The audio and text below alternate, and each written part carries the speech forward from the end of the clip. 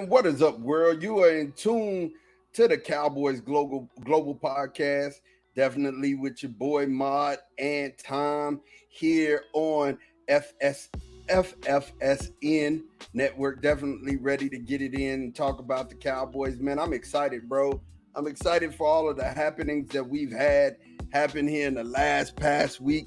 What about you? Yeah, I mean, I think Cowboy Nation. I don't know if there's one. I don't know if there's a single unsatisfied customer right now. I think everyone's really happy. I mean, Twitter, there's a lot of people that are like, "Oh my gosh." I mean, we didn't get a lot of big ticket items, but we got some big ticket items. You know what I'm saying? They're doing well. Honestly, I've said this before. He ain't shopping at Dollar Tree this time. Okay, he used the Dollar Tree money to go to TJ Maxx and the Ross. You know what I'm saying? Found some stuff that was on the shelf that shouldn't be there. Yeah. Right? Yeah. You know what I'm saying? Yeah. You can always find, sure. TJ Maxx. There's some hidden gems. There's some hidden gems. You scan it, you're like, oh, this shouldn't be here. You know what I'm saying? And that's definitely what he's done, man. I just want to get back to the returns. I'll tell you the returns. Tony Pollard, of course, we franchise tagged Tony. He hadn't signed it. We'll talk about that later. Tom had an interesting viewpoint about him not signing that franchise tag. Terrence Steele, of course, he's back. You know, we used the option on him. Donovan Wilson, we signed him back. LVE Wolf Hunter, we got him back. CJ Goodwin, special teams guy, we got him back. Cooper Rush, what a rush. What was the rush? But we got him back. You know what I'm saying? Definitely got him back. Rico Dowdell, special teams guy, 4th-string running back, we got him back. And Dante Fowler, we signed back. Additions to the team, definitely new additions we'll definitely get into that here in a minute, but let's get to the departures. We lost Connor McGovern to the Bills. Luke Gifford, we lost to Tennessee. Noah Brown, we lost to the Texans. And Dalton Schultz, we lost to the Texans. Okay, I guess they wanted to go lose together, but hey, it is what it is. Definitely. And then we lost Ezekiel. It's so hard to say goodbye. It hurts. We still crying over that, Ezekiel. Zeke, we love you. We still eating over here, man. We gonna miss you. We gonna miss you. We would love to feed you, but we can't. I hope he can get some carries somewhere. Yeah, I hope he can. I mean, I've seen videos of him working out, so he's still in there working out, doing his thing. And I'm, like I said, I'm proud of the effort that he's still giving, and wanting to continue. I mean, it's a hard life as a running back, and Ohio State put a lot of tread on those tires. You know what I'm saying? They put a lot of tread on the Cowboys. So did the Cowboys those first couple of years. Say, we just continued the mileage on it. We definitely continued the mileage. Well, what we did, I think it was Monday. Yeah, yesterday we had some visitors to the Star. We had Chuma, Edoga come to the Star yesterday, and they were having physicals and definitely doing drills and everything. Then we had Ronald Jones come to the Star, has physicals, did some drills. We also had Travian Howard, TCU linebacker that played for the Rams. If you'll remember, he got that fumble in the Super Bowl to help seal that win. Right. Travian Howard was at the Star yesterday. Well, 2 of those people signed. We ended up signing Ronald Jones, the running back, a Texas kid, and Chuma Edoga, a guard, which I think was super smart. Tom, talk to us about those 2 signings, man. Well, in particular, I like the Chuma signing a lot. We don't really want to be in a position where we have somebody go down on the offensive line and you have to plug in somebody who you don't know that can play, right? We've been in this spot before. What was that, like 3 or 4 seasons ago? Tyron goes down. We're playing the Falcons. I can't even remember who the guy was that came in and played left tackle. And Dak gets sacked 5 times by the same defensive end. You don't really want to have to plug these holes mid-season if somebody goes down with somebody who you don't when you don't even know if the guy can play. I want to say that was Josh Ball, but I don't. I don't think it was Josh Ball. I think it's somebody who's probably not even in the league anymore, to be honest. I think that was his ticket out. It was bad. It was bad. It was bad. Yeah. Dak took like, I don't know, half a season, if not a full season, to recover from that. He was hearing footsteps for like the next year. He really was.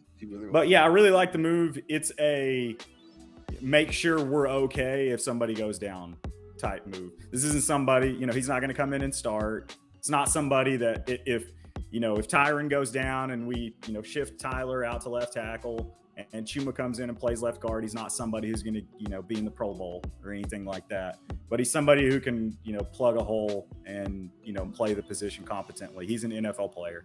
So it's a good move. And, it's one of many that we've made, or one of a handful that we've made that gives us some flexibility in the draft too. I feel like there's not as much pressure to draft a lineman early as I think there was. That was kind of get a little sketchy if you had a guy go down. Depending on who it was, it could be a little problematic. So that definitely that fills the hole that Connor McGovern left when he left. Ronald Jones, I like it. We've got a couple of guys, like you said, Rico Dowdle, bringing him back. From what I understand, I don't really know a lot about the guy. I think the Cowboys like him. I think that they think that he's got some potential. That's not coming from me watching any of his tape or anything like that, but I think the Cowboys like him. And so I think Ron Jones is just somebody who's going to come in and get, 3, 5, 7, 8 carries a game. And, just chip in and kind of carry part of that load with Tony. So I think it's a good signing for sure. I haven't seen the details on either of these signings, to be honest. I think they got them both for 1 year, but I don't know what they're paying them. It's probably something close to the minimum. Probably, I don't know, a couple million, something like that, some change. I haven't seen the details either, and I actually been looking because I knew that you were going to come back with those figures, so I was trying to beat you back with those figures. I know you're a figure guy. I wanted you to have it. Listen, we also, like I said, we got 5 on it. You know what I'm saying? Jerry got 5 on it, man, and he's been shopping with that same $5 bill, that same 5th round pick. And we ended up picking up Stephon Gilmore, to play cornerback for us, and right. Also Brandon Cooks for that same 5. You know what I'm saying? Man, he ran that what a great 5 move. back. You know what I'm saying? I think he likes this 5 thing. That's why I said you got 5 on it. You know what I'm saying? He definitely likes messing with that 5. I don't know what it is. Is that the Abraham Lincoln got him going? What do you think about these 2 pickups, man? Well, we talked a little bit about Stephon Gilmore last week. I mean, I think that's an obvious, former defensive player of the year. He's not that guy anymore, but it's definitely an upgrade from Anthony Brown. Anthony Brown, I think I like Anthony Brown a little bit more than I think a lot of Cowboys fans did. I think he's, pretty average. It's not easy to be an average cornerback in the NFL. Stephon Gilmore is going to be an upgrade though. So I thought the Stephon Gilmore move is like a solid B+, A- move. The Brandon Cooks move combined with the restructuring of the contract that they did subsequently, that is an A+ move. I think I am as thrilled that we're not going to sign OBJ as I am that we're getting Brandon Cooks. I think the only other receiver that I had heard whispers about the Cowboys, about being connected to the Cowboys more than Brandon Cooks was like Mike Evans, like maybe. But I've kind of talked myself into thinking that this is the best possible option for the Cowboys at this point. With D-Hop, there are concerns about injuries. OBJ, obviously, there's concerns about injuries. Mike Evans is a great wideout. I would have loved to have had him.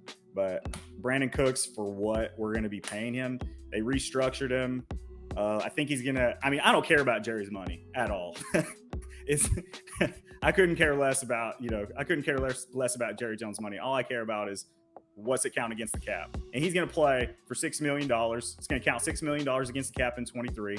And then I think it's 10 in 2024. And this is a guy, he's going to come in and probably have a 1,000-yard season right out of the gate. And he's probably going to have another one in 24. There aren't many 1,000-yard receivers that you can just mark down. They're going to get you 1,000 yards. You can't find them sitting on the couch nowhere. That are veterans that are playing for less than $15 million.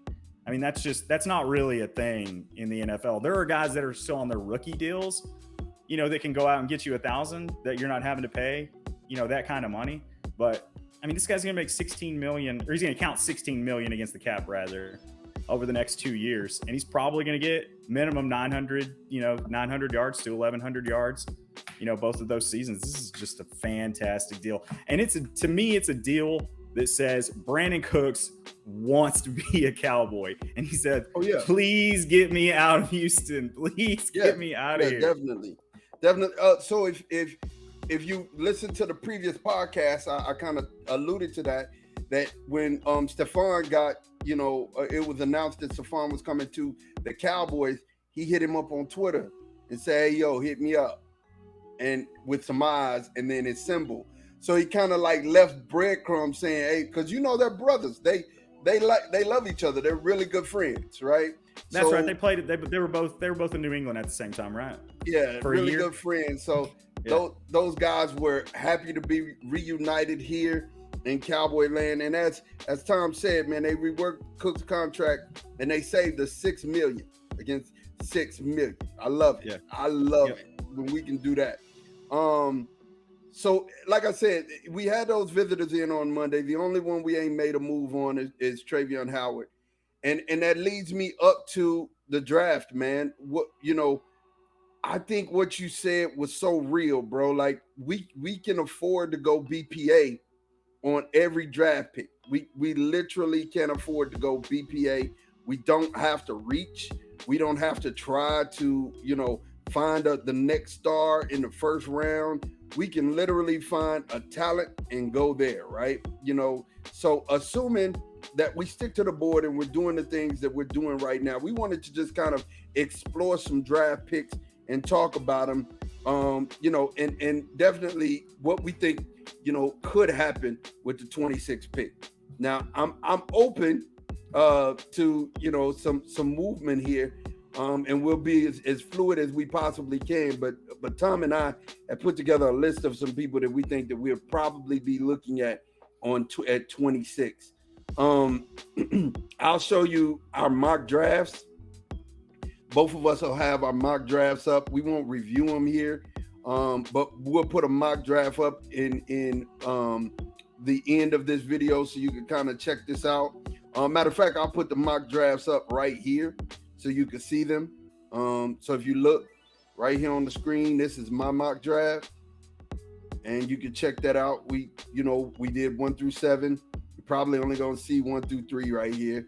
And then here's Thomas's mock draft. You can see his. And you can see our first 3 picks right there. But definitely, here's the guys that I'm thinking at 26 we should be looking at. We did this list early before Jones signed with the Cowboys. I'm looking at Bijan Robinson real strong still, if he's there. And there's a reason for that. I'm gonna let Tom kind of elaborate a little more.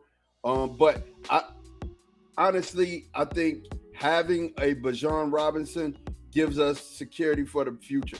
And if I'm looking at a running back there's only other running back. Well, the kid from Pitt we can catch later, but there's another one that if he's there, if he's available at our 26, and that's Jameer. If Jameer from Alabama, if he is available at that pick, at that 26 pick, those 2 guys I wouldn't mind picking. So Tom, let's elaborate on Bijan first, man. Talk to me about Bijan Robinson.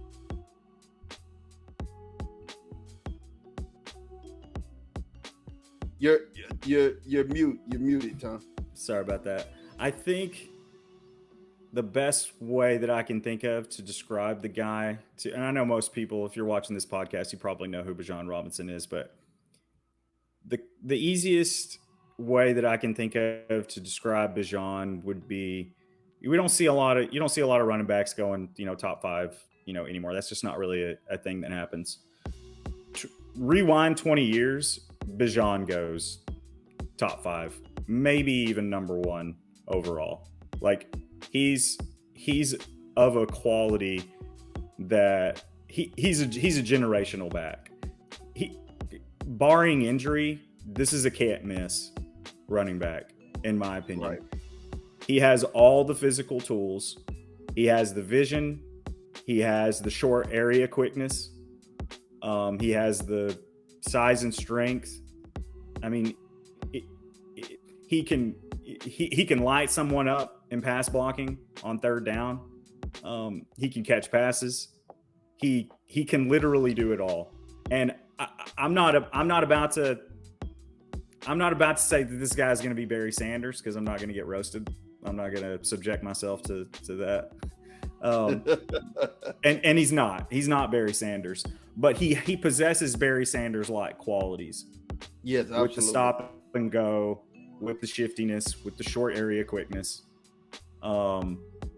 He's the kind of back that even in a league and in an era where running backs aren't going high anymore, and the running back position has become devalued, he's a running back that makes every team stop and think, do we really let this guy if he's on the board, do we really pass this up?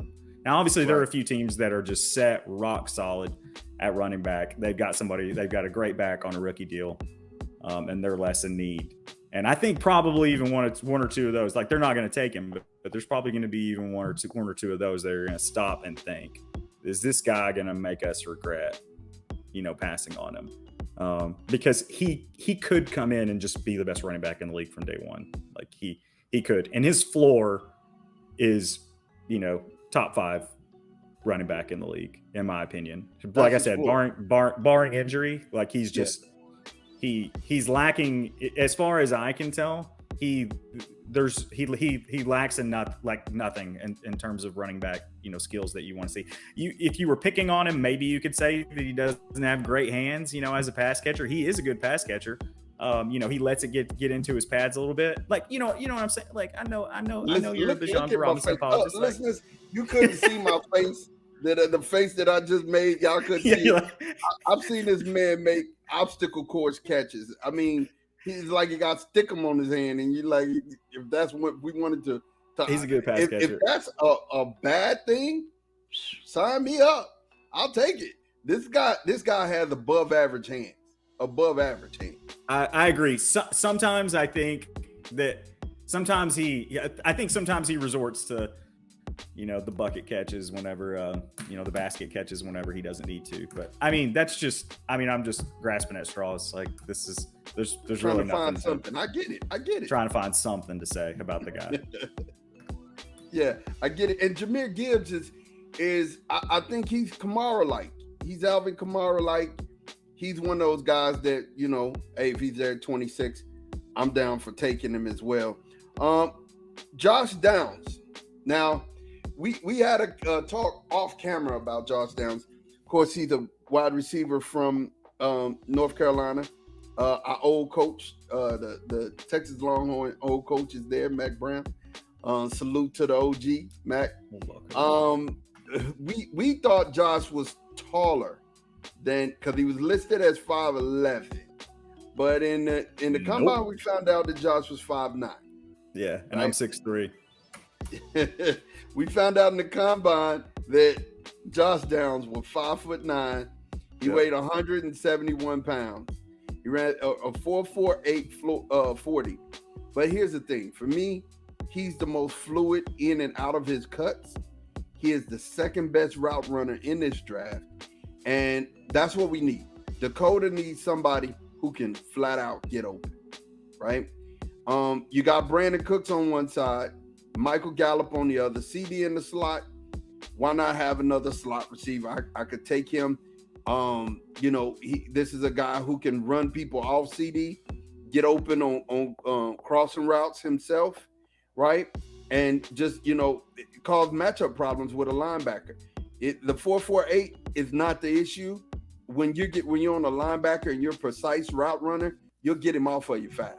So I like this guy at 26. Sometimes talk to me, man. What do you think about Josh Downs? And I know you had some negative things to say, so let's get those in as well. I mean, the guy had a 38.5 vertical, a 10.11 broad jump, standing broad jump, and he had a 1.49 10-yard split, which is super fast. So talk to me, man. Yeah, that was going to be the first thing that I was going to talk about. So ultimately, I think I'm out on Josh Downs at 26, but I will say that it doesn't have anything to do with the concern about top line speed. You know, the 4.48, you know, you want to see a guy who can run a 40 quicker than that if you're going to, you know, if it's a slot type guy. But guys aren't having to run 40 yards. Slot receivers aren't often having to run 40 yards downfield to get open, right? His short area quickness is elite. You know, that 10-yard split. He's a guy.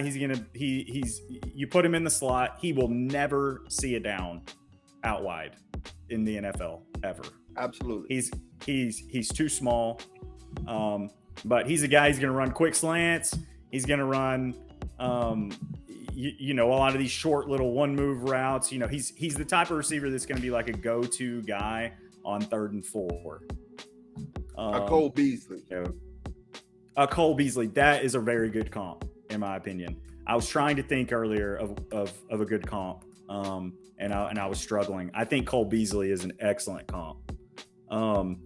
He's just so small. He's going to get destroyed. And I know when you draft a wide receiver, you're worried more about the pass catching and less about the run blocking. And so I'm not saying that this should be a reason to not take a guy, but he's going to get completely destroyed in the run game.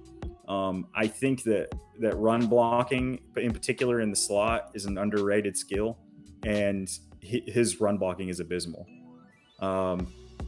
So it's not the thing that I'm the most concerned about. The thing I'm the most concerned about is just, you know, he's short.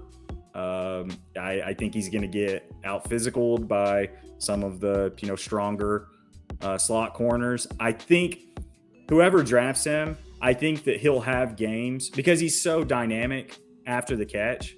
I think that he's going to have 150 yard, you know, receiving seasons rookie year. Like he'll have games in his rookie year. He'll have a game like that. He'll have 2 or 3 games like that. But then he's going to have, I think he's going to be one of these guys that just completely disappears for stretches of time. I think that he fits particular schemes, and whenever you play a defense that's got a physical press guy in the slot, I think he's gonna struggle big time. Yeah, I could totally hear that, man. I could totally hear that. I could totally see that. You know, when it comes down to it, I like him. Like I said, he runs great routes. He is one of those guys that I believe in my heart of hearts that if we did get him, he would be a crucial piece. But the other downside is we got somebody like him in Turpin. We got somebody, and Turpin's faster though. He just doesn't run the routes that Josh Downs runs. And I think. Go ahead. What I was going to say was I think Turpin is a really good example of why it's so difficult to play receiver in the end. You know, we see a lot of these guys now that come in and they're like, you know, they're 5'10" and they're quick and they have success. But at some point that starts to, like, there's a limit to how undersized you can be and still have success in the NFL. And it's not just the height that's the issue. I mean, he's like like $170 or something like that. He's 171. He is short and slight. You know, he's a small guy. I think what I'm going to be hoping is I'm going to have my fingers crossed that Quentin Johnson falls to 26, which that's not going to happen. But he actually fell down in Mel Kiper's list today. I saw that. He fell down 2 spots to 26. Yeah, I saw. I think PFF had him going 25th too in their latest mock. I really don't think that he's going to fall. I think that this is a receiver draft that is decently deep. You know, once you kind of get into the back half of the first round, there's a lot of receivers, you know, worth taking in late first, you know, early second, mid second, you know, and so on and so forth. But I think it's one where teams could likely start reaching, and then it's if you need one, you're going to have to reach for one. We've seen that happen in drafts before, where teams aren't willing to just go an entire draft, and not take a receiver, so they just have to reach for one. I'm going to hope Quentin Johnson drops, and we have to take him if he's there at 26. And if not, I like Jalen Hyatt at 26 too. Okay. And Jalen Hyatt, last time we drafted a Tennessee receiver with his measurables, we won the Super Bowl. Number 88 started really getting open and started really getting money and getting buckets. You know what I'm saying? Definitely that number 88 that I'm talking about was Michael Irvin, and that number 80 that I was talking about was Alvin Harper, right? And that's a comp that I would give Jalen Hyatt, only because of the simple fact that they had top end speed. Both of them have top end speed. I think Alvin Harper is more of an athlete, but Jalen Hyatt he's a little stiff to me. Talk to me about Jalen Hyatt a little bit. Yeah, no, I mean, I think you said it. He's got a lot of speed.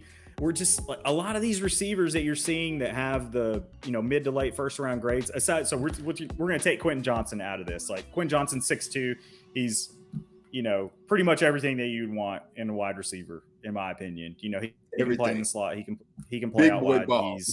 He's amazing after the catch. Like the dude is going to be great, in my opinion. And after that, it's a bunch of most of these guys are slot guys. They're 6 foot or under. And Jalen Hyatt, I think he's only like 6 foot, so it's not he's not a big guy, but I think he runs a 4.4 or maybe even a high 4.3 40. I mean, the guy can fly. So I think it's not really so much that I'm super high on Jalen Hyatt, but I think that you could justify giving him a late first round grade. And I think if I've got a group of wide receivers and I've got a 5'8", 5'9" guy, and I've got a guy who's 6 foot, and could probably, play out wide. Thing is, so CD, he can play anywhere, but he does so much of his damage in the slot. Brandon Cooks can play anywhere, but he's going to need a lot of slot time too. So I would like to get somebody that has a little versatility. I would like to bring in somebody who's not going to just have to play exclusively in the slot. Absolutely. I like that. Anyway, I think that's kind of, I would take a pure slot receiver at 26 if I thought that they were truly just a game breaker, but I don't really see one. What about Jackson Smith and Jigba? I mean, either Rockwell kid, he's from Rockwell, right there in Dallas. The two receivers before him said, Garrett Wilson, Chris Olave said that he was the better one. He was the guy. They were good, but he was the guy. Listen, the Ohio State wide receiver coach is really good at getting receivers ready for the next level and getting them ready for the league. I like him. You know what I'm saying? I like the kid. I think he's going to be an elite receiver in this league. Yeah. I guess if I'm going to spend a first round pick on a wide receiver, I want him to be toolsy too. And I know you can say, well, look, what do tools matter if you don't have the production along with it? What matters most?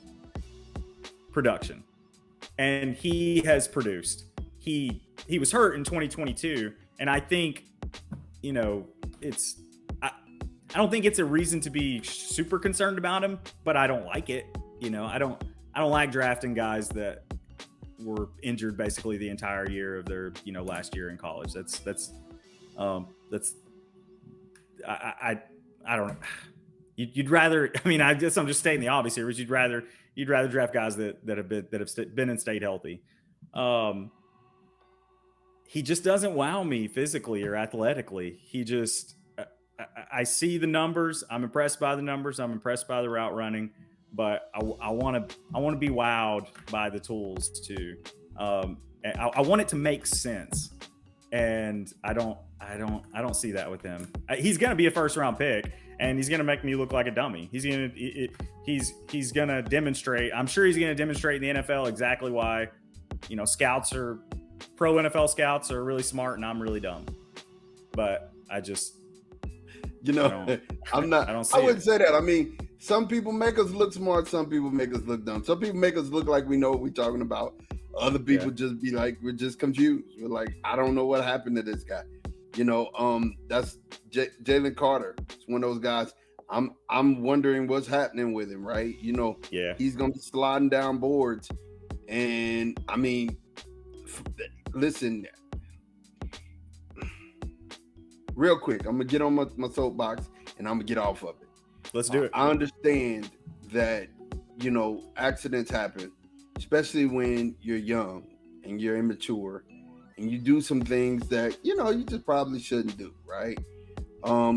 But if he's truly having some mental lapses and some things, people need to rally around him and help him get himself together. And, step away from football. But you can't do it if you're trying to, have one foot in, one foot out. You come into a workout or a job interview, and you got on basically you got on some hoop gear, and it's a business environment you're stepping in. Nobody's going to take you serious. And that's kind of what he did. He came in really overweight, was underwhelming in drills. I wouldn't be surprised if we don't get him in the second round. So that's what I'm saying. You got to be prepared. This is a business. It really is. And there's going to be people who slide. We benefited from a slider, but he got himself together. And that dude, Sam Williams, you know what I'm saying? It happens. People are young and they make mistakes. It happens. The second round pick, we unanimously agreed on this, and I like it. I like it a lot. Steve Avila, guard, TTU, 6'4", 330 pounds, Arlington, Texas kid, right? 2022 consensus All-American, 2022 first team All-American Walter Camp, 2022 Outland Trophy semifinalist, 2022 first team All Big 12, and he made the Senior Bowl this year. This guy's a mauler. I like him, but we just picked up some help. But I think, what we talked about, you and I, earlier is these guys, I think, are just fillers. I think we're looking for long-term solutions in the draft, which is why we still said, hey, Vajon is still an option, which is why we still said, hey, Steve Avila's an option. Talk to me about Steve, man. Yeah, so I think the first thing I would want to touch on is just how you can justify taking this guy at that spot, like why it makes sense. Why it makes sense to, well, I guess not why it makes sense to take him in particular, but why it makes sense to take an interior player that sort of fits that profile. And it's that Tyron Smith, he's not going to be around forever, right? His days are numbered. And I don't want to think about it because I'm going to be really sad when it happens. Probably more sad than I was, than I am right now about Zeke. I don't want to see Tyron go, but it's going to happen, and it's going to happen sooner rather than later. And when that happens, Tyler Smith's going to move out to left tackle, right? And Chuma, while it was a nice pickup, because if Tyron goes down this year, then like I said, we shift Tyler over. He comes in and hopefully, plays a competent, have reason to think that he'll play a competent, role at left guard. He's not the long-term solution right there. In my opinion, what Avila provides is both a long-term solution at left guard, and also he's someone who can come in, and if Tyler Biotish goes down, he can play center. This is a guy, he played center in 2021. I think he played center in 2020 and 2021. And then he played, left guard this past season. He's a big guy. He's gigantic. I think he's pushing 340 pounds. And this is a guy, wow. He has experience at center. He has experience at guard. He has versatility. So he both fills the role. He fills the role as both a left guard in waiting and potentially a center in waiting, a left guard in waiting, and also a possibly very serviceable, very competent, maybe even, good backup center, backup left guard, maybe even backup right guard. It's some insurance this season while solving, something that's going to be that's going to be a big need in the short term once Tyron goes down. Like I said, he's big. He's fairly athletic, and he can play center and guard. So I really like the versatility a lot. I think it'd be a good spot. I think it'd be a good spot. I love it. And when you talk about versatility, that brings back up the fact that we moved, and he's a fan favorite since definitely you saw him on Hard Knocks.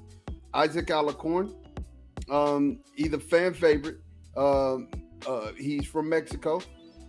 Definitely is part of our international project we have that's going.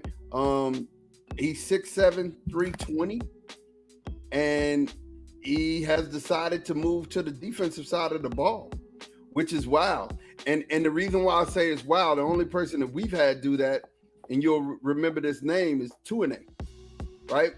Tuane started on the defensive side of the ball, moved over and became a offensive tackle, and the rest is history, right? Well, he became an offensive lineman, and the rest is history. You know what I'm saying? He definitely made multiple Pro Bowls and was part of one of the greatest lines ever assembled. So can it happen? Can he turn into the water boy? I don't know. He could. he really could turn into Bobby Boucher. You moved him over there, and he's like, water sucks, and he just tearing everybody up. No, you just had the wrong water. It literally could end up being that way. But what do you think about this move? I mean, 6'7", 320, bro. What do you think? Yeah, so it's cool. It's intriguing. But I do want to tap the brakes a little bit, because I think that the only thing that we know for sure that it means is that he can't play offensive line in the NFL. I think that's the only thing that we learned for sure. Is that he can't play offensive line, but maybe he can play defensive line. I'm going to be rooting for him. Me too. I'll be rooting for him for sure. I wouldn't want to have to line up across from that. For sure. He's definitely got an attitude, though. He definitely got an attitude. He must. He has an attitude. He has an edge to him. So I want to see what he's going to do. You know what I'm saying? I want to see what he's going to do.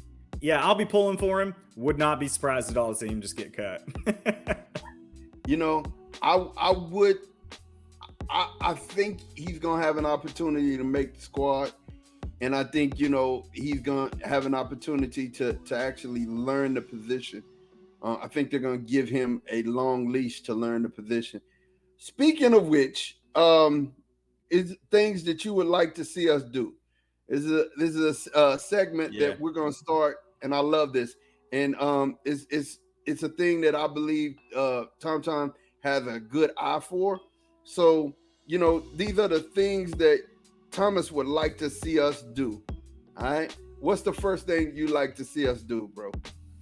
Yeah, so I think the first thing that I would like to see us do is probably the first thing that a lot of Cowboys fans would like to see us do. And that's re-sign Hankins. I think I saw some figures today that said we gave up close to a yard more rushing per carry when Hankins wasn't in the game, when Hankins didn't play. He makes a significant difference on that defense. We really struggled. We were really struggling against the run all season long. And he came in, and we didn't all of a sudden become a dominant, team against the run, but we kind of turned things around once we traded for that guy, and we've got the cap room. We have to bring him back. I think that's probably number one priority right now. I don't know what else would be. So number one, re-sign Hankins. Number two, we need to think about life after LVE. And life after LVE may be game one of the 2023 NFL season. That neck is a ticking time bomb. It's not the first time we mention it. It's probably not going to be the last. The neck is a ticking time bomb. And I think it looks like we would be in trouble if LVE goes down. We have a really deep squad right now, and we're going to be even deeper after the draft. We're going to be able to absorb some hits in terms of injuries at other spots, at a lot of spots. Offensive line, secondary, defensive line. There's lots of spots where we're really deep and could absorb some hits. Middle linebacker does not appear to be one of those spots to me. So I would really like to see us either sign someone that we think can play middle linebacker and in particular play a competent Tampa 2 middle linebacker where you drop an end zone and cover in the middle third of the field. You know, we like to run that a lot this past year and had a lot of success with it. Or draft one within the first 3 rounds. So we need to get a middle linebacker. It's not somebody that has to start, but somebody who, you know, LVE, he's a starter. We didn't give him 2 years, $11 million. We're not going to pay him $6 million this year so that he can back somebody up. Like he's a starter, but I think we need to think about plan B if he goes down, and also plan B, you know, after this year, what happens when he walks? Or I guess he's not going to be able to walk. What happens when, you know, we cut him and when we walk away? We need to think about post LVE solutions. I think maybe the answer is Damone Clark, or, you know, like you said, sign a linebacker with one of the first 3 round picks. I think that's a solution there. The third thing you said, draft a wide receiver in the first 3 rounds. So you that's something you'd like to see us do still? Yeah, I would really like to see us do it. So, I mean, you can't name a team in the NFL. I do a bad job of keeping track of the points that I've already made. So forgive me. I'm just going to keep saying it if I've already said it. You can't name a team in the NFL that's got too many wide receivers. You can't find one. You need at least, I mean, almost any formation is going to have at least 2 on the field at all times. You're seeing tons of three wide receiver formations, sometimes even 4. You have one of those guys go down. I mean, we don't know if Michael Gallup, is he going to be effective? You need right. You don't know, is Michael Gallup going to be effective? Even if he is effective, is he going to get injured again? I mean, I think he's kind of reaching the point where he's an injury concern for me. You know, I'm worried about him going down every game. Draft. I think we need to get a receiver. I don't want to reach for one, but I think we need to get one in the first 3 rounds. And I don't know that there's going to be, by the time that the 26th pick rolls around, I think that there's a decent chance that we would have to reach to get one. And so I think it's going to probably be 2nd round that we take one. Love it. And number 4, you said draft a defensive tackle within the first 3 rounds. So you don't think we can get one of these guys late, like Coburn or Ojimo, or even the guy from Baylor? You don't think we can get one of them, Ika? You don't think we can get one of them late? Yeah, I mean, I definitely think that we can get one of them late, but I mean, you're just taking a flyer on a guy. I mean, whenever you're drafting a defensive tackle that late, I mean, when you're drafting a defensive tackle anywhere in the draft, like, it just seems like you never know what you're going to get. But I think it's a spot that we learned as much as any other team in the last few years, just how important it is to have good interior defensive alignment. You know, and there's a guy that I actually really like at that spot, at the 26th pick, and I can never remember his name because it's incredibly difficult to pronounce. He's out of Northwestern. I know who you're talking about. Yes, I do. But I like the kid from Pittsburgh who just may be the second coming of Aaron Donald, which is crazy. Maisie. No, that's something? He's from Michigan. The kid from Pittsburgh, I forget his name. I'll definitely put his picture up and his name with his picture so you can see it right here. But yeah. Again, I think when it comes down to it, sometimes at this point, I agree with you. These are things that I would love to see the Cowboys do. I think on my last and my parting shot here, I'm not saying I'm still holding on for D-Hop. I'm not, because I don't know if we would have cap space, although I heard again today that if we did sign him, he would alter his contract. And I mean, I also heard Jerry say that we're not done and we're still gonna make a big splash. Listen, I'm trying to see what he calls it, because Jerry could be calling a big splash something different. It could be like, we're thinking we're finna jump in the pool with a cannonball, and we could actually just be, in a pothole with some water. We don't know. So, but I'm just saying, I don't know if we're out of the D-Hop sweepstakes. I don't know that Michael Gallup is safe either. At this point, I don't know. But I will say we've gotten better. We've gotten better as a team, and we've improved as a team. We lost no one on defense. We got better on defense, right? We've lost no one literally except Dalton Schultz on offense that we, couldn't replace. So I think, and we actually have gotten better with the addition of Brandon Cooks in offense, which actually gave CD some help. So I'm excited. I'm excited for this year. I'm excited to see what's coming. I'm excited for the things we got. You have a parting shot? Yeah, no, I think I'll just kind of piggyback on something that you were just saying, and that's it. So Jerry's saying that we're not done yet. So I just want to remind everybody that nothing that we have done has. You keep hearing, oh, well, the Cowboys are all in. They're all in. And typically what that means is that they have started mortgaging the future. They have started stretching themselves thin. They've given up tons of draft picks. We have a draft pick in every single round this year. We're going to have a draft pick in every single round next year. We are not in a bad situation with the cap. They can still, they really can still go out. And I'm not saying that they need to, that they're going to, but we can still, don't be scared about going out and making another big move, because although that we have made some really good ones, they have not in any way put themselves in a bad spot with the cap or the draft. They're making excellent moves. Love it.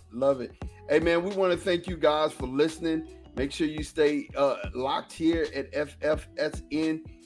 We are DC4L. That's We Are Dallas Cowboys for life. It's myself. It's time. We're going to get it, you guys. We'll talk to you later. Peace.